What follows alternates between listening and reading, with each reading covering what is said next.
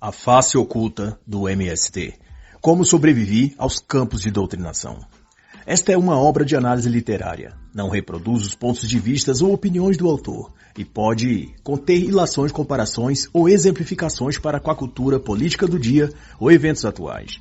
Não substitui, no entanto, a leitura da obra no seu todo. O autor é teólogo, escritor e ativista cristão. Foi integrante do movimento do Sem Terra e militante revolucionário esquerdista, até que se libertou das trevas progressistas e se desinfectou do veneno de Karl Marx. E neste livro ele dá testemunho dessa sua libertação e desvela os bastidores da rotina dos acampamentos e de todo o processo de manipulação psicológica praticada pelo MST para transformar pessoas pobres comuns em invasores de terra alienados. E o autor pondera então que o movimento dos trabalhadores sem terra, MST, é na realidade um sistema político, e sua base ideológica é a doutrinação marxista. E se o movimento comunista em toda a sua extensão se utilizou de campos de concentração para dominar e oprimir compatriotas e inimigos, o movimento sem terra utiliza os campos de doutrinação para persuadir a massa pobre a servir de joguete nas mãos de políticos mau caráter.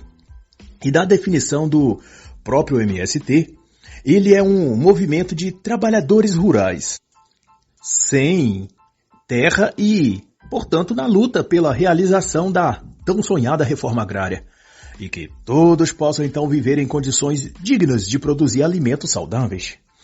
Em suma, o MST luta para construir um mundo melhor no campo, para homens, para mulheres, para os vitimados pela ambição capitalista do rico empresário. E só por essa assertiva já se pode ver o quanto são alinhados com a visão de mundo socialista. E é assim que Pedro Pôncio vai então dizer que o movimento sem terra é um movimento social criado artificialmente por ideólogos de esquerda, que usam a população para sujeitar o Estado a objetivos políticos de um pequeno grupo de corruptos. E na gênese do MST está a década de 1980, na pessoa de João Pedro Stedley, um marxista com ideais revolucionários. Ele aproveitou-se de um período socioeconômico em que o país passava por uma transição e disputas no campo. Recentemente, houvera tido um significativo êxodo rural onde muitos trabalhadores do campo migraram para as cidades, desfazendo o trabalho no campo e obrigando o ambiente rural a se reformular. Nesse entrecho foi, por exemplo, que surgiu a Embrapa, órgão do governo estabelecido para reestruturar tecnicamente o setor agrícola, providenciando tecnologia e assistência para a agricultura e pecuária. E concomitante a isso havia uma disputa entre índios e famílias rurais estabelecidas em terras que os índios reivindicavam como suas. Stedley oportunamente capitalizou a situação das famílias expulsas pelos índios caigangues no Rio Grande do Sul. De desabrigados, Stedley incutiu neles que a solução eram esses empobrecidos e desesperados acharem outras terras para ocupar. O trabalho seguinte dele foi então reunir essas famílias sem terra e sem teto e convencê-los a invadir uma fazenda em Ronda Alta, no Rio Grande do Sul. E em 7 de setembro de 1979, 3 caminhões levando 102 famílias percorreram 5,5 km até a fazenda Macali e a invadiu. Em 20 de setembro fizeram o mesmo com outra fazenda vizinha. E 5 anos depois essa tática tinha se consolidado e sob os auspícios de Pedro Stedley, funcionário público da Secretaria da Agricultura, formou-se oficialmente o MST, fruto do esforço e empenho de um sindicalista marxista com ideais revolucionários. Mas essa foi a face socioeconômica do movimento. Pedro Pôncio apresenta um outro lado, sendo esta a face política.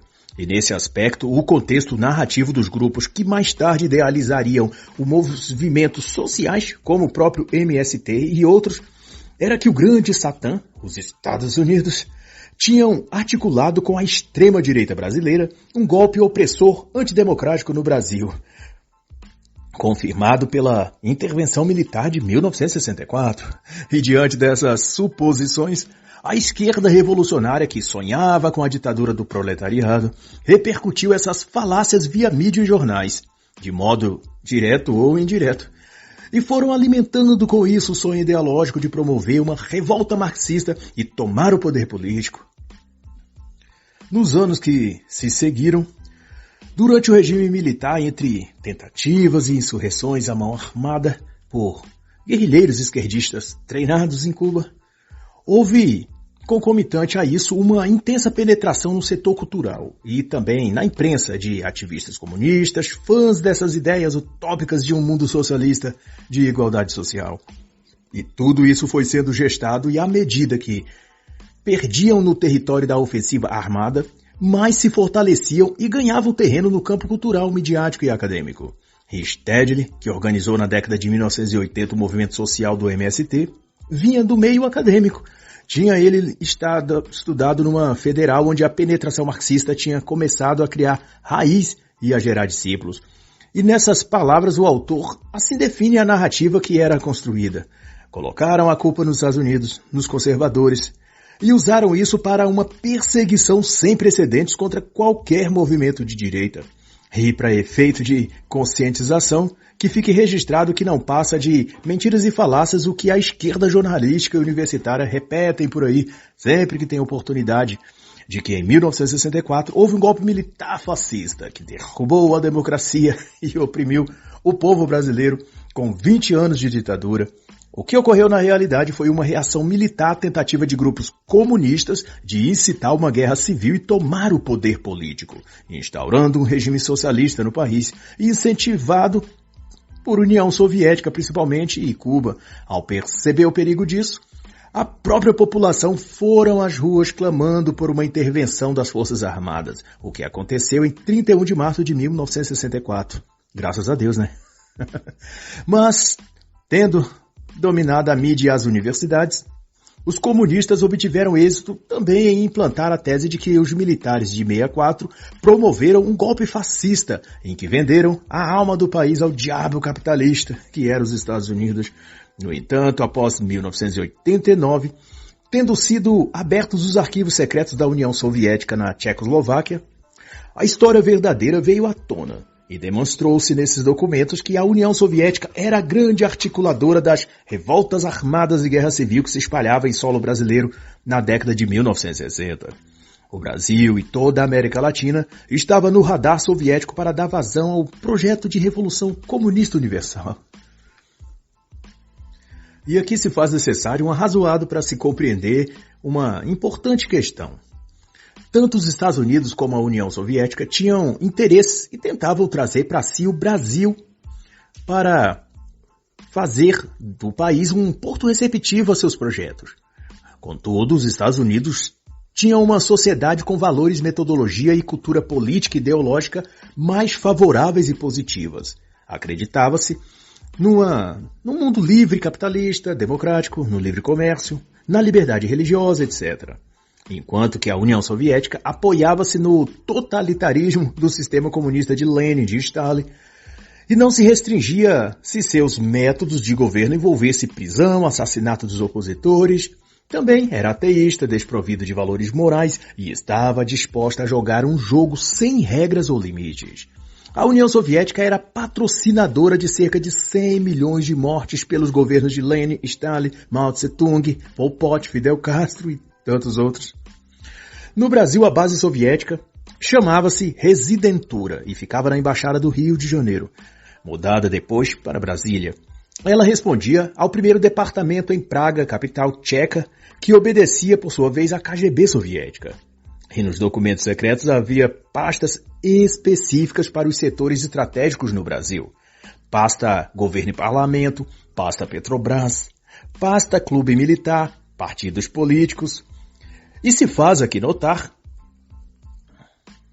uma pasta também chamada Ligas Camponesas, de onde saíram a metodologia, estratégias e motivação ideológica para o tipo de movimento revolucionário que no Brasil mais tarde veio a se formar sob o nome de MST, o Movimento dos Trabalhadores Rurais Sem Terra.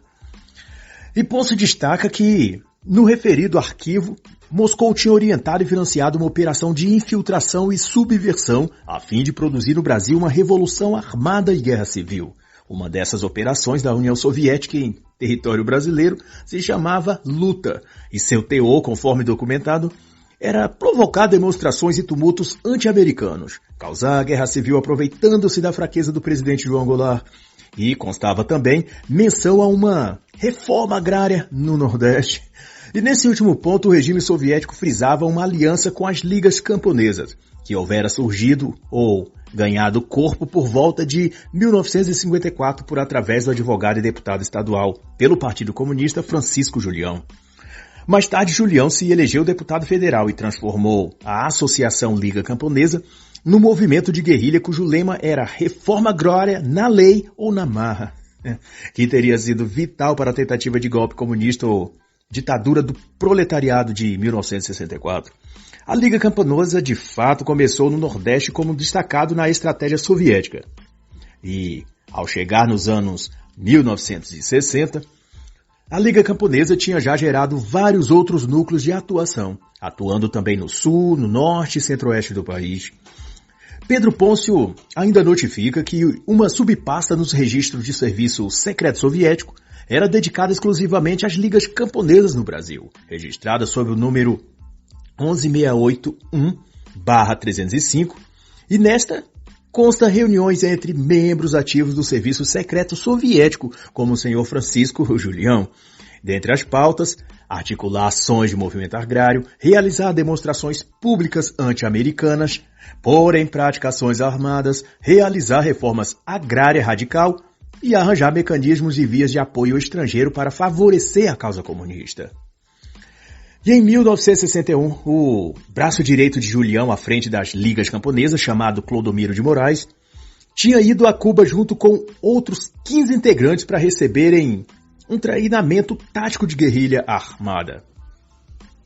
Não é de hoje que o sobrenome Moraes causa dor de cabeça para os brasileiros, né? Ele era membro do Partido Comunista Internacional e, na ocasião, conversou pessoalmente com Fidel Castro. E então o autor denuncia que as Ligas das Nações na época, ou o MST, que surgiria no lastro delas, não foram ou não são agora movimentos sociais legítimos, preocupados com a dignidade humana através de uma reforma agrária correta e justa. Nada disso. A igualdade e justiça social que pregam é só um mito fundador para camuflar o seu verdadeiro negócio, que é a busca pelo poder e pela propagação de ideias revolucionárias. E de fato essa questão da busca do poder e jogos de interesse e ideologia e tudo mais tem confirmação na obra do professor acadêmico Ariovaldo Umbelino de Oliveira. Na obra Geografia das Lutas no Campo, Conflitos e Violência, Movimentos Sociais e Resistência, a Nova República e a Reforma Agrária. Que vale a pena ainda dizer que ele é especializado em geografia agrária e a obra é de 1988, ou seja, nos anos subsequentes e próximos aos ocorridos envolvendo as ligas camponesas e o MST. No livro, o Dr. Ariovaldo conta casos de assassinatos diversos que estavam a ocorrer no Pará, no Maranhão, Goiás, Mato Grosso, tudo devido a disputas de terra e ocupação do campo por poceiros, indígenas, fazendeiros. E no epicentro dessa guerra, os sindicalistas ideologizados pelo marxismo e ligados ao Partido Comunista. E o professor ressalta que o caso, por exemplo, do Raimundo Ferreira Lima, o chamado Gringo, como era conhecido. Ele era lavrador, mas também militante e sindicalista, e foi assassinado com 2 tiros depois de retornar a uma reunião de líderes sindicais em São Paulo. Ele era do Pará e foi morto em Araguaína quando pernotava num hotel e em posse de 17 mil cruzeiros, que na época dava para comprar um carro popular. O Fusca custava 12 mil cruzeiros e a Brasília em torno de 20 mil, para se ter ideia. Um veículo 0 quilômetro nesse caso. Mas como se tratava de um crime de mando, o dinheiro não foi levado e as investigações apontaram que o valor seria usado por Gringo para operar as ações de ocupação de terra, a qual ele estava envolvido. Mas não obstante, muitos dos envolvidos nos projetos agropecuários e na Revolução Agrária, além de ligados às causas comunistas e sindicatos, também estavam associados às comunidades eclesiais de base, nas paróquias católicas, justamente de onde saiu boa parte do apoio que Luiz Inácio, ex-detento da Silva, recebeu para se projetar como sindicalista e político, até chegar à presidência da República. Mas no tocante à interferência soviética no Brasil, nesse período da história, é evidente e documentado que a KGB interagia com as forças políticas e sociais brasileiras, financiando armas e o Partido Comunista do Brasil e várias atividades de subversão, usando principalmente o movimento das Ligas Camponesas. Pedro Stedley, por sua vez, um dos fundadores do MST, admite no seu próprio livro, lançado em 1999, com amplo apoio do PT, o partido do Sapo Barbudo, que as Ligas Camponesas eram um movimento organizado mais próximo do que viria a ser o MST em termos de luta e propósito. E diz que, durante o regime militar, eles ficaram impossibilitados de agir, mas retornaram às atividades após o fim do regime na década de 1980. Então, Stedley diz que o MST se considera herdeiro e seguidor das Ligas Camponesas, aprendendo com sua experiência e ressurgindo com outras formas. Isso significa que o MST é a própria Liga Camponesa reorganizada sob outra aparência externa e outro nome, mas com os mesmos princípios, as mesmas metodologias e todo o aparato ideológico. E o autor também vai relembrar que, em junho de 2023, o próprio Stedley esteve no Flow Podcast no YouTube e na entrevista afirmou que tinha conhecido e tornado-se amigo de Francisco Julião, que tinha sido o formador das Ligas Camponesas e o homem de contato com a KGB soviética e compromissado com a causa comunista revolucionária do pré-regime militar. Mas há outra face do movimento dos sem terra, que Pedro Pôncio expõe também aqui, e é a face religiosa, que está, por conseguinte, atrelada ao vetor ideológico. E nesse aspecto, tem-se o fato de que marxismo e religião, ou comunismo e cristianismo, são opostos um ao outro. Mas graças ao empenho de clérigos, bispos, padres e pastores no catolicismo e nos segmentos evangélicos, essa divisão entre uma e outra cosmovisão de mundo e realidade deixou de se opor uma à outra e passaram a flertar com os mesmos ideais de um mundo coletivizado e sem liberdades ou direitos individuais. Não que o cristianismo mudou. Foram muitos os seguidores do cristianismo que mudaram, que perderam seu contato com a luz verdadeira e abraçaram as trevas do comunismo e do humanismo ateu. E de acordo com Pedro Pôncio, a influência revolucionária sobre a base cristã pretendia redirecionar sua vocação migrando da promoção da espiritualidade para a atuação como agente político e social. No livro Infiltrados, de Taylor Marshall, ele detalha com maestria o processo de infiltração comunista na Igreja Católica para provocar, a partir de dentro dela, essa ruptura e mover seus clérigos e seus fiéis paroquianos para uma outra igreja, uma que usaria os mesmos cargos, a mesma aparência simbólica, mas cuja missão, crenças e modos de atuação seriam totalmente outros. Não mais a espiritualidade, mas sim a busca ideológica por justiça social. E no capítulo 9, tematizando sobre a infiltração comunista no sacerdócio, Marshall cita as palavras proféticas do reverendíssimo arcebispo Futuchen, quando disse que uma outra igreja se levantaria, uma contra-igreja em oposição à verdadeira igreja, cujos sinais e características se manteriam, mas seria esta outra igreja esvaziada de seu conteúdo divino. Ela seria o corpo místico do anticristo. Taylor Marshall ainda narra o que diz Bela Dodd, ex-chefe do sindicato e ex-membro do Conselho Nacional do Partido Comunista nos Estados Unidos. No seu depoimento no Comitê da Casa dos Estados Unidos na década de 1950, ela conta que a tática de infiltração em organizações religiosas fora lançada pelo Kremlin, ou KGB. Os comunistas descobriram que a destruição da religião poderia prosseguir muito mais rapidamente através da infiltração na igreja por comunistas operando de dentro da própria igreja. Na época recente em que ela tinha se convertido e abandonado o comunismo, já havia pelo menos 4 cardeais comunistas ativos no movimento, trabalhando dentro do Vaticano para o Kremlin e a favor do projeto comunista. Bela Dodd chegou a trabalhar junto com eles na causa marxista revolucionária, levando-se em conta que ela deixou o comunismo em 1952. De lá para cá, muitos outros bispos e cardeais foram nomeados e passaram a atuar junto ao Papa. E é tão sério isso que um desses prováveis comunistas infiltrados, o cardeal Lercaro, quase foi tornado Papa em 1963, no conclave que elegeu o cardeal Montini, que veio a ser o Papa Paulo VI, que governou a Igreja de 1963 a 1978. E em posse dessa informação é que o amigo leitor pode compreender o porquê e como setores da Igreja vieram a se tornar incubadoras de ONGs progressistas, de movimentos estudantis e movimentos sociais militantes diversos. E, como se pode ver, homens malignos se infiltraram nessa instituição para instrumentalizá-la politicamente. E um dos muitos frutos disso foi o surgimento do Movimento Sem Terra, o MST, não obstante, desde o seu nascedouro contou com o solícito apoio das comunidades eclesiais de base, fundadas na Igreja Católica, por sua vez.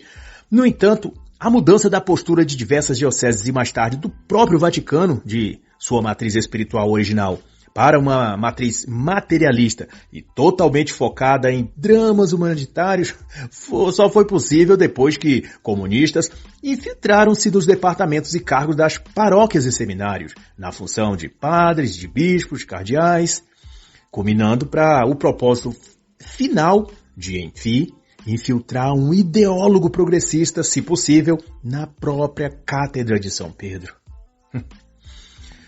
Ai, ai. Pedro Pôncio conta também sobre o livro da freira e enfermeira Marie Carré, autora do livro AA 1025, Confissões de um Anti-Apóstolo, lançado em 1972 e que confirma, pelos escritos de um agente comunista infiltrado na igreja, a tática soviética de penetrar e corromper a igreja a partir de dentro. Marie acabou tendo contato com um agente comunista que ocupava cargo na hierarquia católica, por ocasião de um acidente automobilístico em que ele se envolveu em 1960 e tendo falecido no hospital em que Marie trabalhava. Então uma pasta que ele portava foi vasculhada por ela na intenção de encontrar uma identificação do homem. Mas tudo que ela encontrou, além de calhamaços de anotações de planilhas, foi uma identificação em código escrito AA 1025, que depois ela viria a descobrir que significava Anti-Apostoli. E as iniciais AA, já a numeração 1025, queria dizer a posição que aquele agente secreto tinha ocupado no programa de infiltração na Igreja Católica. Significava que antes dele, 1024 agentes tinham feito o mesmo. Ele era o 1025º e tinha ascensionado o sacerdócio e, segundo seus próprios escritos, influenciado até em questões teológicas no Vaticano II. E nessa parte, no teor teológico e dogmático, uma das principais deturpações provocadas na visão apostólica da Igreja foi a de redirecionar sua vocação espiritual e salvífica para um tipo de atuação burocrática e demagógica, voltada para o assistencialismo social. E no final do Concílio Vaticano II, 42 padres conciliares celebraram no subsolo de Roma uma missa obscura e lá assinaram um acordo de compromisso com o materialismo social e a causa ideológica da pobreza, chamado então de Pacto das Catacumbas. Nota-se, contudo, que esse grupo estava motivado justamente por alguns documentos teológicos redigidos a muitas mãos, dentre as quais as de Dom Helder Câmara, do Brasil, fundador da CNBB. Era a bússola que guiaria pouco depois outros 500 bispos para o poço de lama do comunismo aqui no Brasil e organizariam as SEBs, comunidades eclesiais de base, de onde surgiria a teologia da libertação e no rastro disso, militantes políticos apoiados por essa falsa Igreja Católica, como o ladrão de 9 dedos no ABC Paulista, por exemplo. Nas palavras do autor sobre Dom Helder, ele escreve que a CNBB, criada por ele, era uma espécie de partido político de base marxista militante, responsável pela criação do PT e de vários movimentos sociais e estudantis.